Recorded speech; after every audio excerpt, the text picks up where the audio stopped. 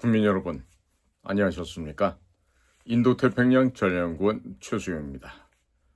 자, 지금 선거가 끝났습니다. 결론이 났죠? 새로운 사람이 취임식도 하고, 각각 조직에 임명도 하고 이러는 모양입니다. 자, 그런데 말이에요. 지금 옆나라 중국에서 재미난 이야기가 지금 전해지고 있어요. 자, 뭐인가 했더니, 군사중앙위원회 부주석을 하던 쉬치량이라고 하는 시진핑의 최측근, 아주 건강했다고 하는 그분이요. 아침 조깅을 하다 갑자기 사망을 했다 그럽니다. 자, 건강한 사람이 몸이 불편하면 뛰러 나갔을까요? 안 나갔겠죠. 그런데 열심히 조깅을 하러 나갔다가 갑자기 죽었다. 그 뭡니까? 자살을 당한 것일까요? 피살을 당한 것일까요? 지금 사람을 죽이는 방법은 여러 가지가 있습니다. 지금 몸속에 침, 바늘 같은 종류를요, 총기 같은 걸 이용해서 쏴서 그 침이 몸을 뚫고 나가서 그렇게 죽이는 방법도 있고, 또 아니면은 지나가던 사람이 스프레이 같은 걸 뿌려갖고 그 스프레이에 아주 그냥 치명적인 독극물이 포함이 돼 있어갖고 그냥 악소리 못하고 그냥 죽어버리는 경우. 또 지난번에 수영장에서 갑자기 심장마비로 죽은 리커창 전 총리처럼 그 사람이 죽어나가는 방법은 다양하죠. 자, 그래서 지금 현재 벌어지고 있는 중국 안에서의 이런 동향을 봤을 때, 야, 이거 정말 이 교황도 하늘나라 간지 며칠 되지도 않았는데, 자, 지금 보니까 이 사람을 작정만 하면은 제거해 버릴 수 있는 모종의 그 특별 비방이 있다라는 생각이 드는 것입니다. 자, 그래서 지금 시진핑도 지금 끝났다는 얘기는 왜 나오냐면요. 중국의 최고 부수를 잘한 신문이 인민일보입니다. 인민일보. 이 인민일보의 항상 제1면은 시주시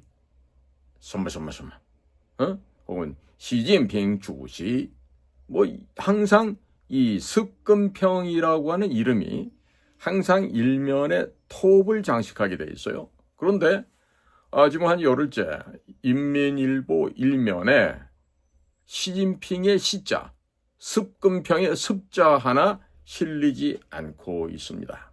이게 뭘 얘기하는 걸까요? 중국 공산당 사회처럼 국가 주석, 당 중앙군사위원회 주석, 그렇죠? 중국 공산당 총석이 습근평, 이런 식의 직책과 함께 이름이 항상 출몰해야 되는데 그 습근평의 이름이 출몰을 하지 않고 있다. 얘기는 심하게 보면은 영혼과 육체가 분리가 돼서 끝났다. 내지는 어디에 연금을 당해서 갇혀 있다.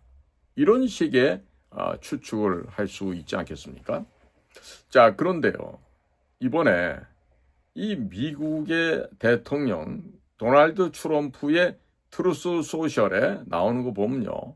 5월 30일 날 굉장히 치명적인 얘기를 하고 있습니다.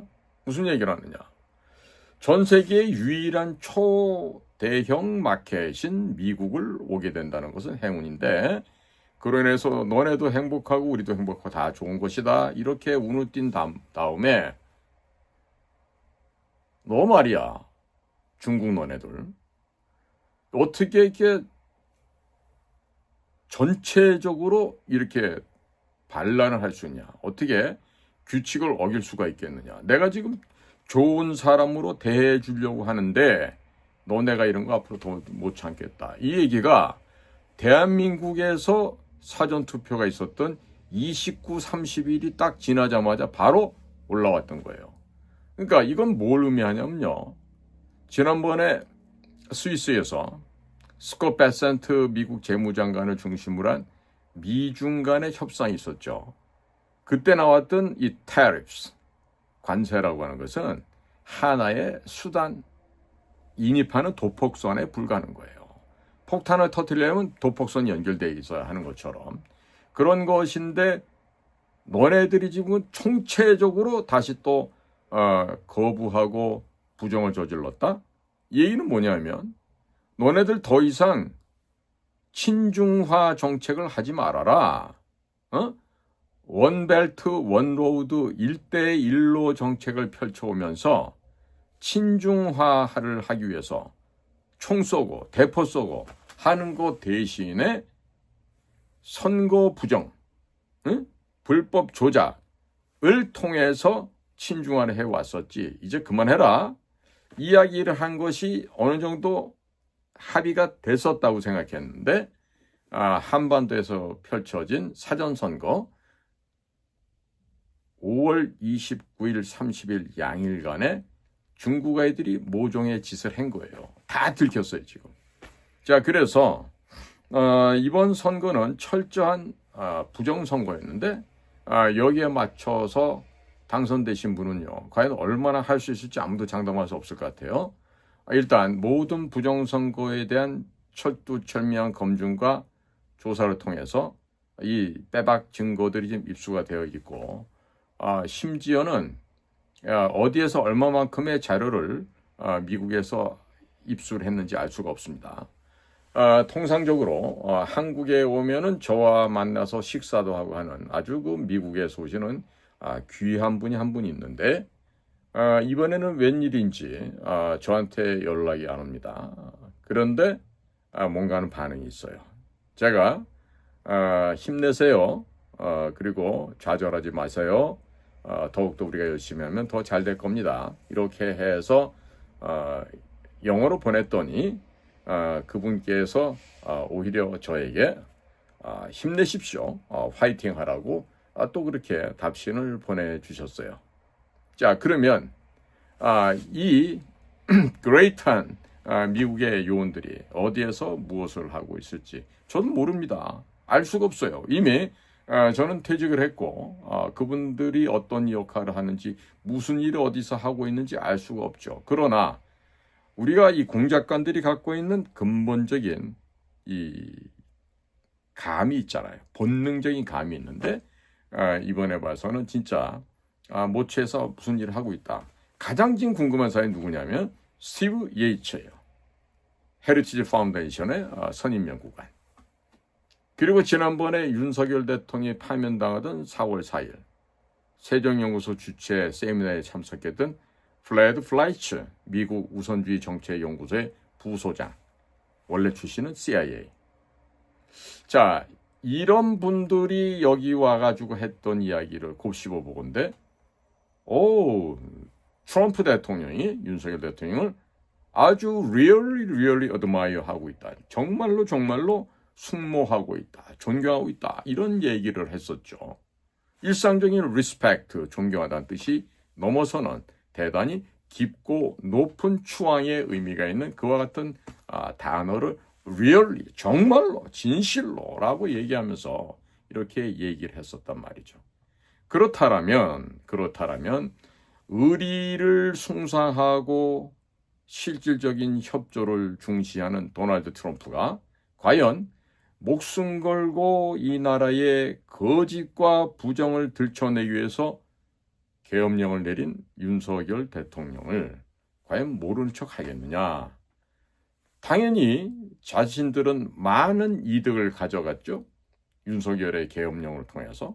그럼 적어도 최소한의 것은 보상이 있어야 되지 않을까. 컴펜세이션이 있어야 되겠지. 리워드가 있어야 되겠지. 과연 그걸 모른 척 할까. 예. 자, 그래서 여기저기 조사를 하다 보니까 이게 지금 금년도 우리나라의 대통령 선거가 한 번 더 있다는 얘기가 들려옵니다. 어디서? From USA. 미국으로부터 나오는 얘기야.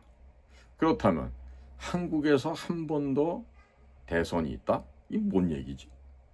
아니, 오늘 아침에 결과가 나온 이거는 뭐고 한국에서 대통령 선거가 또 있다. 이게 무슨 얘기냐 이거지. 자, 그런데 아마도 우리 이재명 대통령을 미국하고 간섭 협상을 하기 전에 이런 걸 먼저 선방을 쳐야 될 것 같아. 우리 공작원 다 없앨게요. 응? 우리 한국에 나와 있는 뭐 24개쯤 되는 그런 나라 다 없애버릴게요. 이렇게 이런 거 먼저 선제 조건을 깔아야 되지 않을까 싶어요. 그래서 그거를 선제 조건으로 깔지 못하면 아마도 미국하고 협상하기가 굉장히 힘들어지지 않을까 싶어요. 자, 그리고 지금 우리나라가 미국에게 보면은 요즘에 중국의 유학생들을 막 쫓아내잖아요. 그러니까 우리나라도 그런 꼴을 당하지 않게 해서는 먼저 미국이 요청하기 전에 그들의 요청을 들어줄 만한 떡밥을 먼저 제시를 할 수 있어야 되겠죠. 그러니까 거기에 제일 중요한 게 우리 중국하고 관계를 끊을게. 그러니까 우리한테는 관세를 좀 어떻게 좀 무마시켜 주든지 낮춰주든지 해다오. 이 협상 조건을 내걸어야 될 텐데 만약에 새롭게 한국의 대통령 되신 분이 중국한테 더 많은 이득을 가져준 조건을 제시하고 이렇게 된다면 이제 미국과는 협상 자체가 불가능하죠. 자, 여기에서 나는 중국에서 온 사람들을 쫓아내겠습니다. 깨끗하게 우리나라를 청소하고 미국과 이런 협상을 하도록 하겠습니다. 이런 얘기를 먼저 할 수 없다면 어려워지겠죠. 그리고 우리가 앞으로 말이죠. 중국에다가는 이 선박용 제조할 때 쓰이는 엔진, 또 중요한 변속기 이런 부품은 절대 수출하지 않겠습니다. 이런 조건을 먼저 내걸어야 미국과 원만한 관세 협상이 이루어지지 않겠습니까? 그런데 중국에게 파는 엔진, 변속기 이것들은요 전부 다 중국 군함을 만드는 데 쓰여집니다. 저희 인도태평양 전략연구원에서 열심히 노력을 해서 지난 11월 5일 선거 이후에 많은 편지를 미국에 보냈죠. 그 중에 하나가 뭡니까? 중국의 조선업, 해양업, 중국의 해군을 말려 없애는 방법으로 우리가 제시했던 게 바로 중국에서 제조한 선박이 미국 항구에 입항할 경우 뭐 해야 된다? 입항료를 내도록 해야 된다. 그 덕분에 지금 모든 메이드 인 차이나 중국 제조한 배들은요. 미국 항구에 들어가려면 한 번당 150만 달러, 대략 우리나라 돈으로 한 22억 원, 3억 원 정도를 내야만 항구에 들어갈 수 있게 됩니다. 물론 파나마 운하를 통과할 때도 더 많은 돈을 받으라고 우리 연구원에서 그 대안을 제시한 적이 있었죠. 근데 그것을 미국의 USTR이라고 하는 무역대표부의 그리어라는 분이 그것을 뭐 저희 방송을 봤는지 어떤지 모르지만은 자기가 채택을 해서 지금 현실화시키고 있어요. 그러니까 이와 같이 변하는 과정에서 우리가 선제적으로 중국을 짓밟고 중국에게 소위 말해서 손실을 끼치면서 미국과 더 큰 이익을 만들어내는 이것을 먼저 선제적으로 제시를 해야만 미국과 통상교섭을 제대로 할 수 있다는 것이죠. 거기에다가 미국이 필요로 하고 있는 여러 가지 방위산업 분야가 있습니다. 특히나 해군 쪽에 선박이 필요하고 또 잠수함이 필요하고 이런 여러 가지 측면에서 미국이 딱 들었을 때 아주 달콤하고 맛있는 소리로 들리게 했을 때 그것이 협상하는 데 도움이 될 수 있단 말이죠. 그러니까 다시금 얘기하건대 한국에 들어와 있는 중국 유학생 쫓아내겠습니다. 그 다음에 한국에 와 있는 공자학원 전부 다 그 중국 학생들 받아서 대학에서 장사하는 거 아니에요? 그런 식으로 장사를 안 하겠습니다. 다 그 중국의 공자학원 다 쫓아내겠습니다. 뭐 이런 것을 미국처럼 해야 되겠죠. 그래야만 미국에서도 이 사람들이 이제 좀 바뀌어가고 있구나, 믿을만 하구나. 근데 그런 것 없이 계속해서 중국의 이익만 보장하는 쪽으로 가겠다 하고 그렇게 되면은 아마도 미국과의 협상이 어려워질 거예요. 그러니까 뭐 어렵지 않죠. 공작은 없앤다. 중국에서 유학원 학생들 다 본국으로 돌려보낸다. 이런 것들. 예. 그리고 또 지금 중국 같은 경우는 대한민국에서 반제품을 가져다가 완제품을 만들어서 유럽으로 미국으로 이렇게 팔아서 돈을 버는 구조 아닙니까?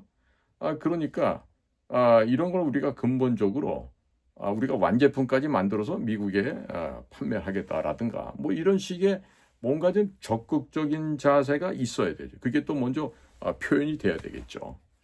자, 그런 측면에서 우리 새롭게 되신 대통령은 지금 제가 말씀드린 이런 조건을 먼저 선제적으로 한다고 얘기를 해야 될 것 같아요. 그러다 보면 자동적으로 미국과 교섭 하기가 좋아지겠다. 이래서 제가 지금 새로운 팁을 드리게 되는 겁니다. 뭐 별로 어렵지 않죠. 조금만 신경 쓰면은 누구든지 다 해낼 수 있는 일이기도 합니다.